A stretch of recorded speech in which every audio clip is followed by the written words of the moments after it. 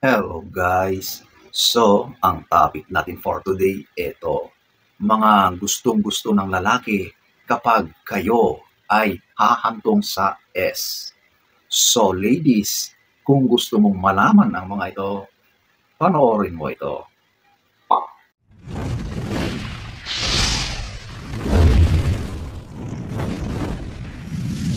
So, huwag na tayong magpaligoy-ligoy. Number 1, ito yung take the initiative.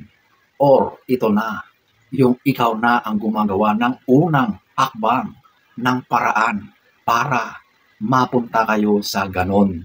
Okay? Alam niyo, nasanay na tayo na laging lalaki ang nangunguna sa ganyang bagay. At kayo madalas ay nag-aantay na lamang kung hanggang kailan kayo gagalawin or magpapakita ng interes yung lalaki. Huwag pong ganon, okay? Actually, mas maganda nga na ipinapakita mo rin yung side mo. Kung nakakaramdam ka na gusto mo yung bagay na yon, ikaw na ang magpahiwatig sa partner mo. Huwag ka nang mahiya. Mag-partner kayo, magkarelasyon kayo. Kaya, normal ang mga ganyang bagay. Kapag ginagawa niyo yan, pinapangunahan niyo ang partner niyong lalaki sa ganyang bagay, magugulat yan. Pero, tuwang-tuwa siya. Ibang karanasan ang dulot nun sa kanya. Number 1. Number 2, ito yung gusto rin ng lalaki na nilalaro mo siya. Okay? So, ito na yung aspetong foreplay. Okay? Madalas din kasi sa aspetong ganyan, yung lalaki madalas ang gumagawa nito. Of course, may mga babae rin na talagang alam ang mga ganitong bagay. Pero marami pa rin ang hindi na nag-aantay na lamang kung ano yung gagawin ng lalaki sa kanila. Kaya pagdating sa ganyang bagay, yung lalaki ang laging naglalaro. Yung babae lang ang nag-i-enjoy sa parte na yon. So ladies, para maibigay nyo rin yung kaligayahan doon sa partner yung lalaki, makipaglaro kayo sa kanya. Kung nilalaro ka niya, laruin mo rin siya, okay? Kapag ganon, sobrang maging tuwang-tuwa, happy-happy ang partner yung lalaki. Kasi mararanasan na rin niya sa wakas yung ginagawa niya sa iyo, okay? Kapag ganoon, he looks forward na laging nag-e-enjoy kayo sa mga ginagawa niyo, okay? So ayan po ang number 2. Number 3, gusto niya na maingay ka.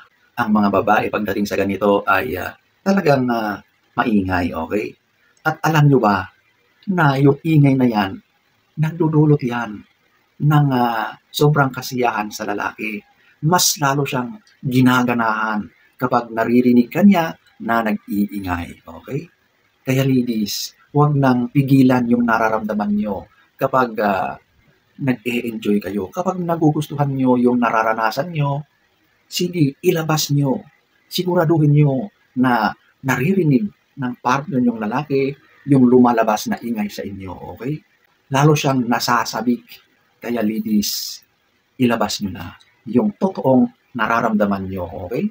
Kung gusto mong sumigaw, sige, sumigaw ka. But make it sure na safe kayo, hindi kayo naririnig ng ibang mga tao, okay? So, yan po ang number 3. Number 4, gusto niya na sinosorpresa mo siya pagdating sa ganyang aspeto, okay? Ang mga ganyang surprises, kakaibang thrill, ang dulot niyan sa lalaki. Example na lang, yung hindi niya ini-expect ang ganyang bagay, tapos bigla mo siyang sosorpresahin. Naku, magugulat yan. Pero sigurado na tuwang-tuwa yan at yung bagay na yan ay ikaw mismo ang gumagawa ng mga paraan sa pamamagitan ng mga surprises, di ba? Example na lang, papasok na siya sa trabaho, tapos bigla mo siyang papakitaan ng ganong bagay, ng interest na sana bago siya pumasok ay magdumo na kayo sa gilid, di ba? Alam mo yung ganyan, nagbibigay yan ng adrenaline rush doon sa lalaki at sigurado na ibang karanasan, ibang kasiyahan ang dulot noon sa lalaki. Kaya ladies, sorpresahin niyo ang partner niyo. Number 4. Number 5, ito yung variety or ito yung iba't ibang mga gawain. Okay? Mag-discover kayo ng mga bago or iba namang gawain sa S. Okay? Siyempre, meron na kayong dating ginagawa na madalas ay yun ang ginagawa nyo lagi-lagi, maya't maya kapag kayo ay humahantong sa S. Pero, mas maganda kapag may mga bago kayong ini-introduce. So, ladies, para siguradong matuwa ang partner nyo, ikaw na mismo, sabihin mo yung mga gusto mong gawin ninyo.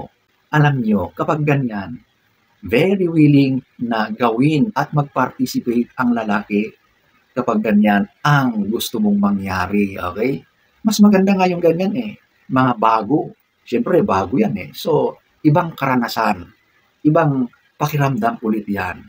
So ladies, kung may gusto kang gawin na kakaiba, sabihin mo. Number 5. Number 6, mga pantasya. So ito na yung pantasya ng bawat isa.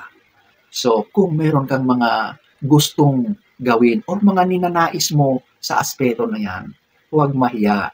Maging open ka sa partner mo. At ganon din yung lalaki. Alam nyo, dapat mas nagiging open kayo sa mga ninanais nyo sa ganyang aspeto. At alam nyo ba na ang mga lalaki, gustong-gusto nilang malaman kung ano rin yung mga ninanais mo, yung mga pinapantasya mo pagdating sa S.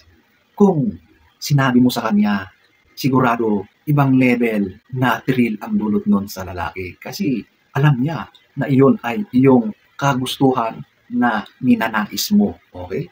So, pwede niyong gawin basta yan ay possible, achievable. Okay? Ito madalas yung mga pinapantasya ng mga lalaki na sana ay gawin mo sa kanya. Okay? Yung iba, yung parang nurse. Yung iba, na para silang mga estudyante o kung ano-ano man na pantasya. Ang mga yan, kapag open kayo sa mga ganyan, walang problema. At bilang babae, kapag nalaman mo yung pantasya ng partner mo, gawin mo yon. Mag-role play kayo. Nakakapagbigay yan ng kakaibang excitement sa mga ginagawa nyo. So, it goes both ways. Okay? Number 6. Number 7. Purihin mo siya. Alam nyo, ang mga lalaki, matataas ang ego niyan. At pagdating sa aspetong yan, may impact yan sa pagkalalaki niya. Kung naibibigay niya yung happiness doon sa kanyang partner. Kapag alam niya na nag-i-enjoy ka sa mga ginagawa niya sa iyo, yon ay nagbibigay sa kanya ng pride. Yon ay nabuboost ang kanyang ego. Mas lalo na kapag pinupuri mo ang kanyang kakayahan sa ganyan. Okay? So ladies, kapag natapos na kayo sa ganun, sabihin mo sa kanya na wow, ang galing mo. Talagang kakaiba ka. Ang lakas-lakas mo. Sigurado na ang laki ng ngiti ng lalaki na yan. Sobrang tuwang-tuwa siya sa iyong mga papuri sa ganyang ginagawa niya sa iyo. So ayan po ang number 7. So ayan po ang ilan lamang sa napakaraming gusto ng lalaki pagdating sa S. So, sana ay nagustuhan nyo ang ating topic for today. Next story time. Don't forget to subscribe,